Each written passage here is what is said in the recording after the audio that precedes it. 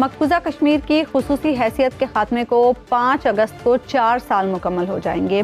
आप देखें, जब 5 अगस्त 2019 हुआ, हम OIC की मीटिंग नहीं बुलवा सके, हालांकि उसका कश्मीर पे ग्रुप भी मौजूद है, और अरब ममालिक ने कश्मीर पे उस तरह हमारा साथ नहीं दिया। वो हमारी फॉरेन पॉलिसी की एक नाकामी थी। ये पाकिस्तान की फॉरेन पॉलिसी फेलियर नहीं है, पाकिस्तान की इकोनॉमी का फेलियर है। कश्मीर इस दुनिया पे जन्नत है, कश्मीर हमारी शाह रग है, कश्मीर हमारे दिल में बसता है यार। जन्नत कहते हैं उसे इस दुनिया पे कश्मीर को, और जन्नत ना कभी किसी काफिर की हुई है और ना कभी किसी काफिर की हो।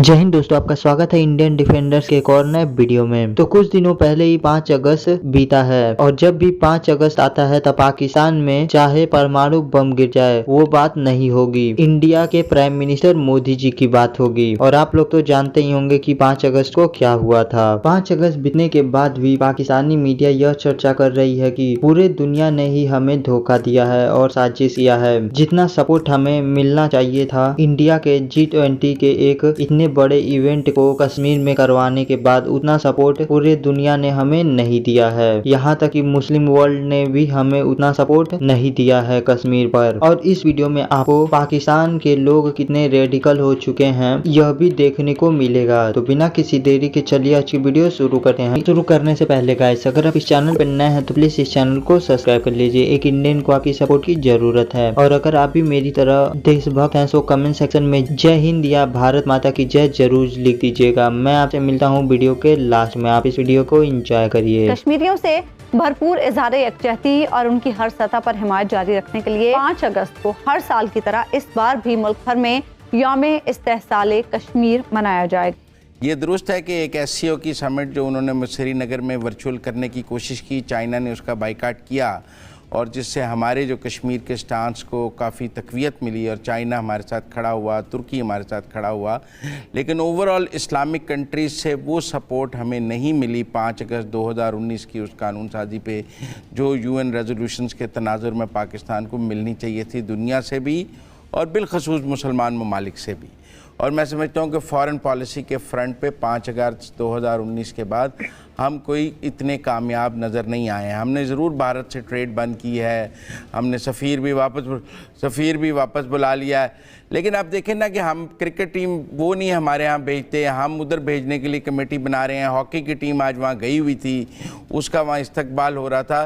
तो मुझे एक बड़ी इबाहम से भरी हुई पॉलिसी आती है भारत के हवाले से। हबीब साहब, 5 अगस्त 2019 से लेकर अब तक, यानी इन 4 सालों में हमने इस मामले पर क्या कुछ किया और उसका इम्पैक्ट क्या आया? अगर आप इसको अवामी नुक्ता नज़र से देखें तो अवाम के दिल के अंदर तो ये सुलग रहा है कि हमारे कश्मीरी भाइयों के साथ ये जुल्म हुआ कि उनकी जो लिमिटेड सी एक ऑटोनॉमी थी, उसको भी एक नाम निहाद सी ऑटोनॉमी थी, उसको भी इंडिया ने ख़त्म कर दिया और अपने ही दस्तूर को प्रैक्टिकली तोड़ दिया गया। अब वो मामला वहाँ की अदालत में है। वहाँ के बहुत सारे लोग ये एक्सपेक्ट करते हैं कि जब वहाँ की सुप्रीम कोर्ट अपने दस्तूर की रोशनी में जायज़ा लेगी तो वो मोदी गवर्नमेंट के इस इकदाम को सरीहन मतलब आप यूँ कहिए कि गैर दस्तूरी करार देकर वापस वो स्टेटस बहाल कर देगी।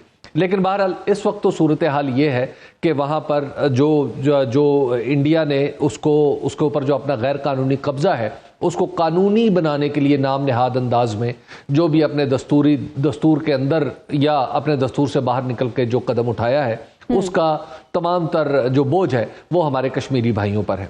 जहाँ तक पाकिस्तानियों का मामला है, यानी हमारी पाकिस्तान की हुकूमत का मामला है, तो अनफॉर्चुनेटली 2019 के बाद से आज तक हम वक्तन फ़ौक्तन अपना केस तो पेश करते रहे हैं दुनिया के सामने। साबिक वज़ीर आज़म ने भी पेश किया, मौजूदा वज़ीर आज़म तशरीफ़ लाए, बल्कि मौजूदा वज़ीर आज़म तो आने से पहले बाकायदा तौर पर साबिक हुकूमत पे ये इल्ज़ाम लगाते थे कि उन्होंने कश्मीर को फ़रोख्त कर दिया और ये कर दिया और वो कर दिया, क्योंकि पाकिस्तान में कश्मीर एक चूँकि हसास मसला है और कश्मीर के मामले पर थोड़ी सी भी ऐसी पेशरफ्त जिसमें पाकिस्तान का नुकसान हो, वो जो भी इनकम्बेंट हुकूमत होती है उसके ऊपर पहला इल्ज़ाम ही गद्दारी का लगता है। तो लिहाजा वो इल्ज़ाम भी लगाते रहे। आमिर साहब, 5 अगस्त 2019 से अगस्त 2023 आप पाकिस्तान की फ़ॉरेन पॉलिसी को टुवर्ड्स कश्मीर कामयाब देखते हैं, नाकाम देखते हैं? हम दुनिया को कन्विंस करने की पोजीशन में रहे या नहीं? मुजम्मिल, मैं देखता ही नहीं हूँ पाकिस्तान की फ़ॉरेन पॉलिसी को इस तनाज़र में। मेरा ख्याल है कि हुकूमत ने कहीं ना कहीं ये फ़ैसला किया कि इससे इस मसले को ज़्यादा उछाला ही ना जाए। और ये बात मैं इसलिए कर रहा हूँ कि देखें, इंडिया ने भी एक डिलिबरेट अपनी पॉलिसी बनाई जब उन्होंने आर्टिकल 370A को उन्होंने कहा कि हमने ख़त्म करना है और कश्मीर को हिस्सा बनाना है हमने अपने मेनलैंड इंडिया का। तो साथ ही साथ उन्होंने ये भी फैसला किया कि हमने पाकिस्तान को से अपने आप को डिसएंगेज करना है। ठीक देखें, ऑन ग्राउंड रियलिटीज़ गो के इंडिया काफ़ी ज़्यादा हमसे टेक्नोलॉजी में और बाकी चीज़ों में आगे चला गया और तरक्की कर रहा है, लेकिन फिर भी हमारी फ़ौज जो है वो किसी तरीके से भी इंडिया के आगे नहीं आ सकती। लेकिन ये 2019 से ऑनवर्ड अब तक हमारी हुकूमत कुछ इसलिए नहीं कर पाई कि हम अपने अंदरूनी मसाइल में इतने उलझ चुके हैं कि हम पाकिस्तानी बतौर कौम हम दुनिया को राग़िब नहीं कर सके इस तरफ कि जनाब हम मुत्तहिद हैं, हमारा कश्मीर हमारा मुश्तरका एक मकसद है, पूरी कौम का मुत्तफ़िका इसके ऊपर एक पूरी कौम का एक मुत्तफ़िका फैसला है कि कश्मीर के लोगों को हक़ खुद इरादियत मिलना चाहिए। लेकिन हम इस केस को दुनिया के सामने अच्छी तरह प्रेजेंट नहीं कर पाए। 2019 के बाद एक तो पहले आ गया कोरोना, और कोरोना में जाहिर है इंटरनेशनल एक्टिविटीज काफी हद तक रुक गई। उसके बाद फिर जब हमने कोशिश की तो हमारे पाकिस्तान के अंदर ही आप देखते हैं कि जो पॉलिटिकल जो अपहीवल एक शुरू हो गया और सारे का सारा जो अदम इस्तेहकाम का हम शिकार हो गए। तो जब खुद कोई हुकूमत, जब किसी कोई मुल्क उसकी हुकूमत और उसका सियासी निज़ाम अदम इस्तेहकाम का शिकार हो जाए तो फिर दुनिया उसकी बात सुनते हुए बहुत सारी चीज़ें सोचती है। तो ये हमारी कमज़ोरी है, पाकिस्तानी हुकूमतों की यके बाद दीगरे कमज़ोरी है, पाकिस्तान के इस निज़ाम की कमज़ोरी है जिसमें हम सियासी अदम इस्तेहकाम में मुब्तला हो जाते हैं और अपने जायज़ यानी कश्मीरियों की जायज़ हमायत जो हम 75 साल से करते आ रहे हैं, मैं समझता हूँ कि पिछले 4 साल में जितनी उनकी जरूरत थी उनकी जरूरत से तो शायद हमेशा हम थोड़ी सी यानी इस मामले पर हमारी आवाज तब सुनी जाएगी जब हम खुद स्ट्रांग होंगे। कल ही की बात है कि शहबाज शरीफ की तरफ से दोस्ती का एक हाथ बढ़ाया गया और एक स्टेटमेंट दी गई कि हम निगोशिएट करने के लिए रेडी हैं। कल इस्लामाबाद में उन्होंने ये स्टेटमेंट दिया है। इस चीज़ को कैसे देखते हैं? ताल्लुकात बेहतर होने चाहिए या फिर वाकई में ये रिवलरी मजीद 75 साल चलेगी? इंडिया वालों ने समझ क्या रखा है खुद को? 70 साल पहले इतनी कुर्बानियां हमने इस वजह से दी थी कि हम वापस उनके पास जाएं, चाहे जितने मर्जी क्राइसिस आ जाएं पाकिस्तान में, हम वापस कभी इंडिया वालों के पास नहीं जाएंगे। दोबारा से हमारे दरमियान जंगें छेड़ना चाहते हैं ये लोग।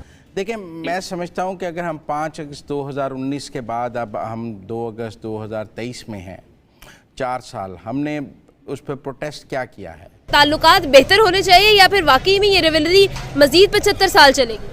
ताल्लुकात बेहतर होने चाहिए किसी अच्छे इक्वल टर्म्स के ऊपर, ठीक है, नॉट एज अ बेगर। खत्म, बाय बाय। तो बस आज की वीडियो यहीं खत्म होती है। उम्मीद है आप इस वीडियो को एंजॉय किए होंगे। यह वीडियो आपको कैसा लगा प्लीज कमेंट सेक्शन में जरूर बताइएगा। और जाने से पहले गाइस, अगर आप इस चैनल पर नए हैं तो प्लीज इस चैनल को सब्सक्राइब कर लीजिए। इंडियन को आपकी सपोर्ट की जरूरत है। और अगर आप अपने देश से प्रेम करते हैं तो कमेंट सेक्शन में जय हिंद लिखना मत भूलिएगा। जल्दी मिलूंगा आपसे ऐसे ही एक और नए वीडियो में। तब तक के लिए जय हिंद।